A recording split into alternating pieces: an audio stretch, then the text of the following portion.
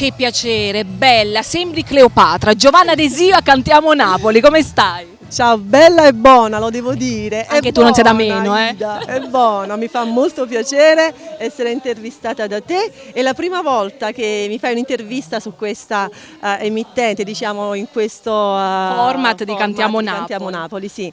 Io ti aspettavo di vederti in tante occasioni, però doveva uscire questo disco che finalmente è uscito. finalmente, quindi ci porterà tante novità. Il tuo nuovo album come si intitola? Come si firma? Lady Joe, perché Lady Joe? Perché il mio video uomo del disco precedente è passato per 3 mesi nell'estate dell'anno scorso nei supermercati, nei grandi supermercati di Bangkok, e visto che i cinesi non sapevano come pronunciare il mio nome, mi chiamavano Lady Joe. Tanio, che ha dei contatti, diciamo, con la sua casa discografica Mea Sound, dei collaboratori che collaborano con lui dalla Cina, da Bangkok, da tutto il mondo.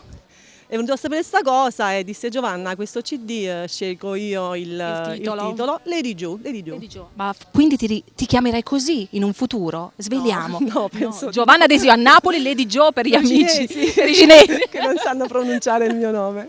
Estrapoliamo la canzone, quindi allora, attiriamo tanto pubblico qui. Il singolo di questo CD, L'uomo ideale. Gli autori sono Tony Aprile e Piero Palumbo. L'arrangiatore è il grande amico mio Francesco Di Tullio.